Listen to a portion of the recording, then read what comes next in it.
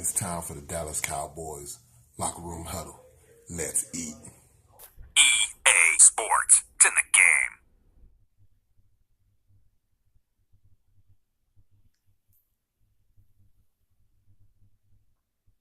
Pat, I think it's safe to say that all these fans came out here to watch a game of football.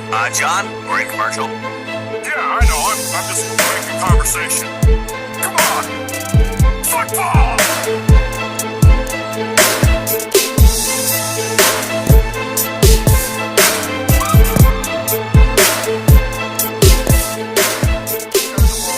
We didn't score in the red zone, but when it counted, we got the job done, and I think that's the identity of this offense. We go out there and we get the job done, and we help this team get another this fifth straight win. That's NFL football right there. We fought in the beginning, got up early, kept the momentum, but then they fought back like a Super Bowl championship team would. And, that last drive, was amazing. Definitely, tipped my hat to Coop and the offense and Dak and all those guys. So I definitely think that was an NFL football game and something that we can learn from. I feel like that's who I am. I feel like I can make those plays and to help my team win. I did it in college a lot, in Oakland. I did it sometimes. But my whole goal is just to be more consistent and be able to provide that type of play for my team every week. Teams know we're going to run the ball. They know we're going to try to come out here and establish a run game and wear them down physically. And that gives them a lot of opportunity outside, a lot of man-to-man, one-on-one. And simply most guys can't guard them.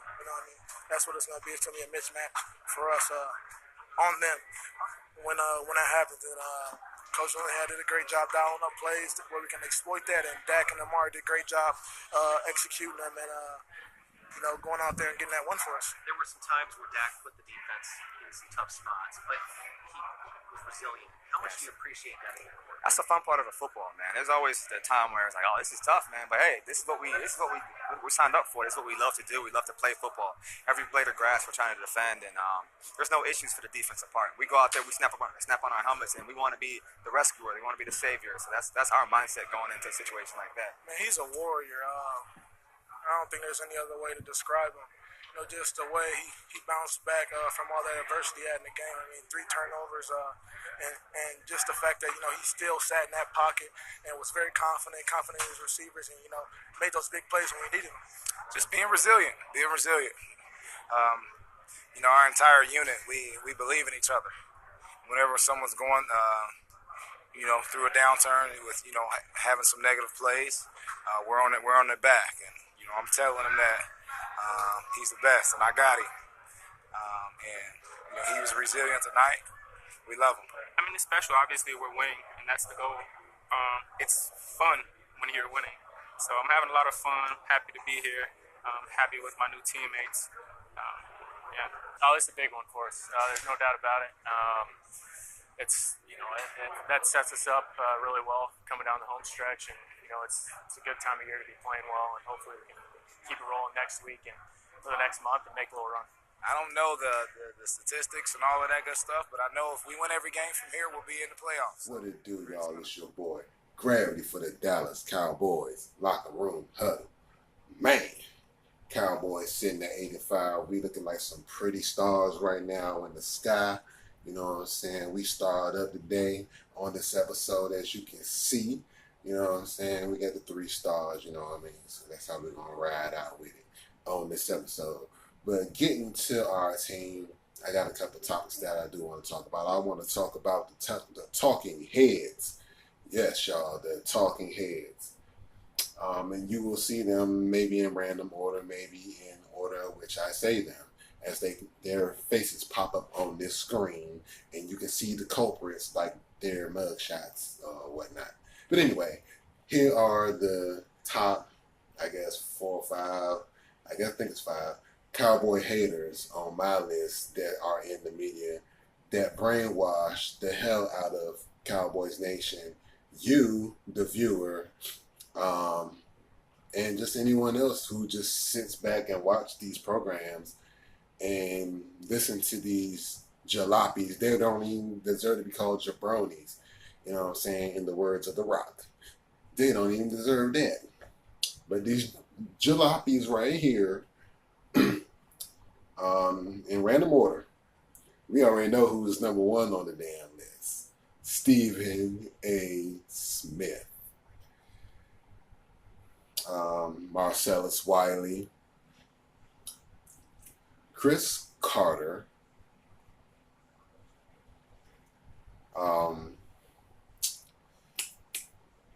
I said Marcellus Wiley, Chris Carter, Nick Wrong.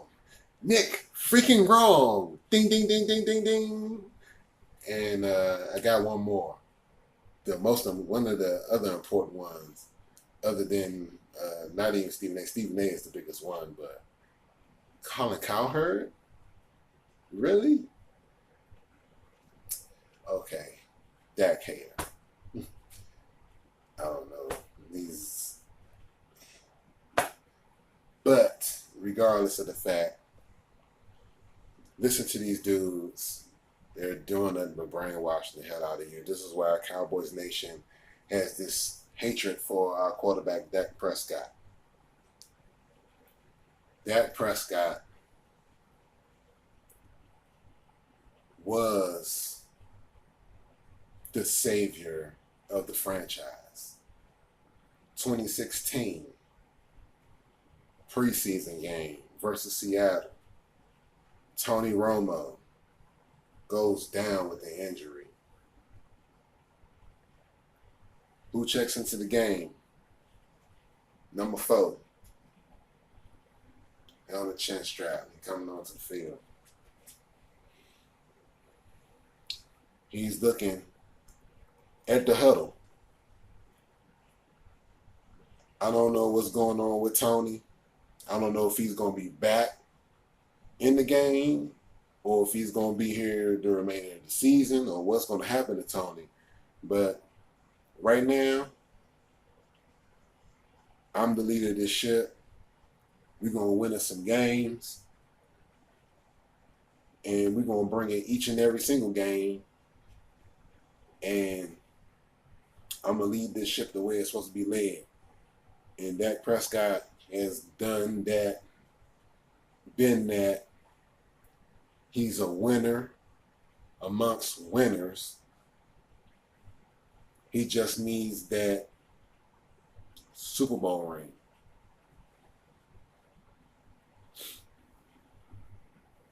(2017) in the playoffs. Or was it 2016? 2016 playoffs versus the Green Bay Packers. And the Cowboys were down. Who brought us back? It wasn't number 9. It was number 4. Number 4 almost won us our first playoff game in God knows how long. I don't even want to put the number out there because we already know what the number is.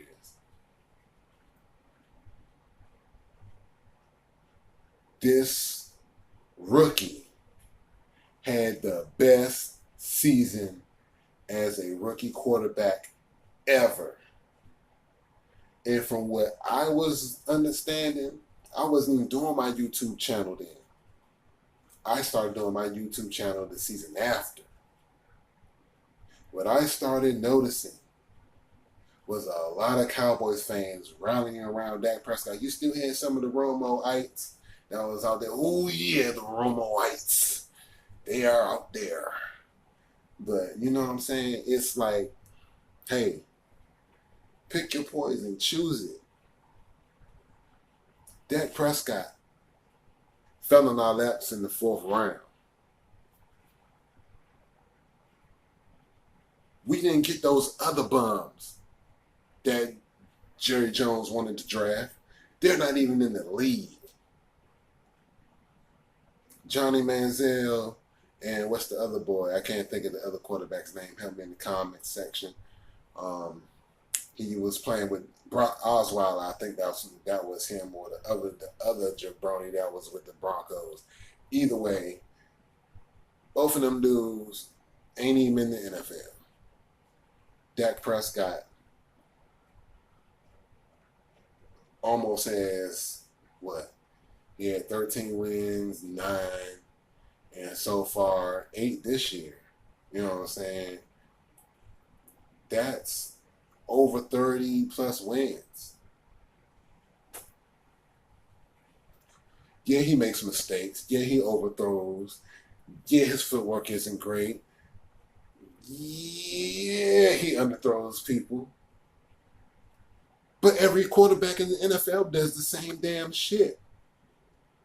What you want him to go 20 for 20 every game, 100% every game, have the highest quarterback rating, 160 or 159 or whatever that the highest quarterback rating you can get. This is not John Madden. This is not Madden football. This is not a video game. This is real damn life. Aaron Rodgers missed passes. Tom Brady misses passes. He throws interceptions. Tom Brady has thrown 2 or 3 interceptions in the game. Aaron Rodgers has thrown 2 or 3 interceptions in the game. Drew Brees has thrown 3, 4, 5 interceptions in the game. Phillip Rivers has thrown 5 or more interceptions in the game. Come on. Fan bases are going to judge their quarterback accordingly. I get that. I understand that. But we need to rally behind our quarterback because we already know the situation with our offense. We don't have leaders on the offense, meaning the head coach, staff, crew. Linehan, number one culprit. Linehan. This is why I'm glad we got Amari Cooper. Amari Cooper is changing the whole dynamic of our offense because he's changing the routes. This is what Tony Romo used to do when he was quarterbacking the team. This is what I want Dak Prescott to start doing.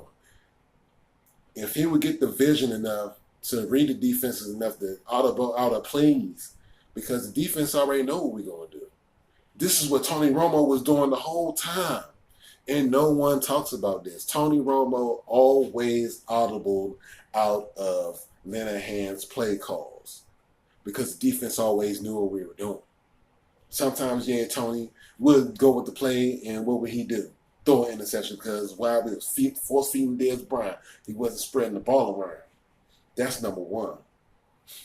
In this offense with these receivers with Cole Beasley, Cooper, Gallup, Hearns, and then you got Schultz, and now you're putting Blake Jarwin in there. You know what I'm saying? So now it's a whole nother different dynamic. Now Dak has weapons. You know what I'm saying? Dak has some toys to play with. He can boom, boom, boom. I can scan the field. I already know Amari going to be wide open. He has game-breaking speed. Gallup has game-breaking speed. And Gallup and Amari Cooper working together, and they're both learning together, you know what I'm saying? So by Gallup being a rookie and being around Cooper, he's a veteran, but not a vet, but he's a veteran. He's been in the league more than a year, more than 2 years, so he's now a veteran. But with just that aspect, our team is that much better. We've gained so much leadership. We've gained so much leadership, and the offense is steadily getting stronger, even with the offensive line being not as strong as it's normally have been. The offensive line right now is going through its struggles, and we got to deal with Dak sometimes getting sacked. I understand he holds the ball too long. I count Mississippi's a lot of times when he's in there. A lot of times he's on like 4 or 5 Mississippi's. The ball's supposed to be gone before you get to 3 or at the third Mississippi. The ball should be gone. Dak Prescott does just stand around and view. But a lot of it has to do with the offensive line too. The offensive line isn't as strong or as elite as it was in 2016. It's okay, but it's not a great offensive line. It's a good one. We have a great running back in Ezekiel Elliott. He does everything. My problem with the Scott Linehan stuff, and I'm about to get on Scott Linehan right now. This is what's wrong with the offense. Scott Linehan and his bullshit ass play calling, everything's the same. The routes are the same. That's why Amari, when he ran that curl route, he's like, man, fuck this damn bullshit. That's why when he came back to the damn huddle, he like, Dak, man, I've been running slants and curls all motherfucking day. Like, nigga, this is what we about to run this right here. Bam, what it do? Touchdown. You know what I'm saying? And this is the mentality that this team needs. The team, the players have to outcoach the coaches and perform better and make better plays amongst themselves.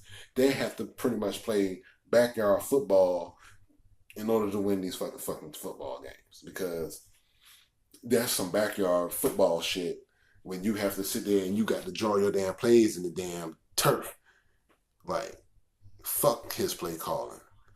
We about to do this shit. Draw a play up your motherfucking self. This is some elite shit. And this is what Dak Prescott needs to get in that. That's the Tony Romo shit. But Dak hasn't gotten that far in his progressions as a quarterback yet for us to judge him as if he's an elite veteran quarterback. I understand he had that great rookie season and we went way, his expectations was like, they went way through the ceiling. And he had a bad year last year. There was no Zeke for 6 games. We knew that going into the season. And with this Lanahan offense, everyone was like, oh, yeah, we got the tape on Dak Prescott. We know what he's doing. Yeah, you know what he's doing because it's the same fucking plays all damn season. Every game, it's the same fucking plays. There's nothing different. When you see Jordan Lewis, you already know we're running the jet sweep. You know what I'm saying? There's certain personnel that comes in, the teams are, oh, yeah, they running that. I mean, how hard is it for us as a fan base to understand the dynamics of an offense and the playbook? It's 9 times out of 10, it's not always the players that's not executing the plays. Yeah, the players got to execute the plays, but the mover of the pieces, which moves the offense and places the players in the correct positions and sends them emotions and stuff, is supposed to master and defeat the opposing the opposition who is lined up and setting their pieces in certain ways, just like it's fucking chess. You're playing chess and you have to defeat your opponents. You have more wide receivers lined up and they got more corners on this side. Of course, you're going to win on this side. I mean, it's just simple shit. And if you have a linebacker, you know, if you got more wide receivers on this side or a tight end that's fast as fuck or got hands and he's matched up with a linebacker and you do some kind of cross curl route or set a pick from, at least set picks and screens for your wide receivers and your tight ends so they can get open. If they had separation problems early in the season, why not have plays where you have your tight end or a fullback set screens like in basketball so your people can get open? You could do that in football and get away with it. It just depends on how you do the shit, you know what I'm saying? But you can do that shit.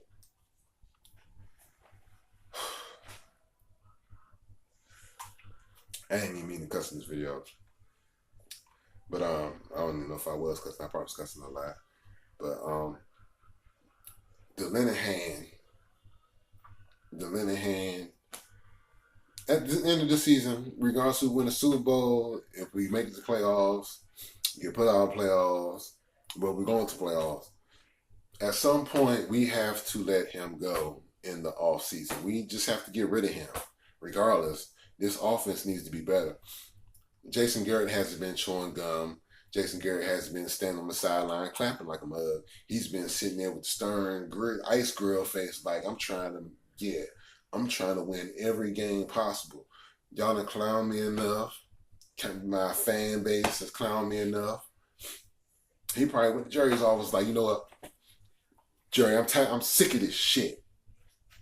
I'm sick of getting clowned. You hear them clowning me and saying I clap all the time and chew gum. This is your fault.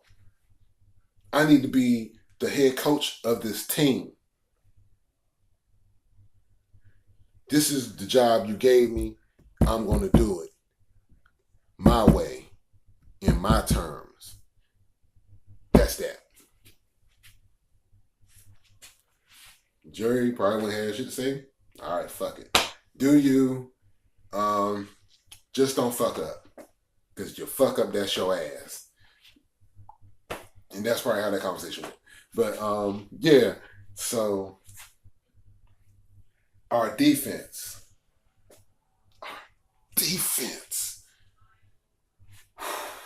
Our defense. Phenomenal. Past videos, I always said this defense would be elite, and it's an elite defense. Don't let the media fool you and tell you otherwise. These defenses elite. Now, some of the media is starting to be like, oh yeah, this defense is great. Yeah, the great ass defense. Thank you, Chris Rashad, for bringing that Legion of Boom defense straight to us because we needed that. And also the homegrown talent. We need to thank Will McClay for telling Jerry to draft Van Der Esch, number 55. Also, number 54, that guy. And also all of the other guys that are on the defense that we drafted over the years. Thank you, guys.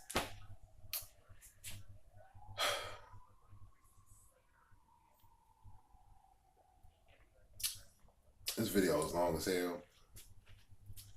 I didn't want to make this video this long, but I really, really wanted to close the book on the Philadelphia Eagles. The casket has been closed on them for this season. They have been swept with the broom. So now we're moving on to Indianapolis Colts, which will be a formidable foe. And I definitely will be dropping a video breaking them down and talking about them.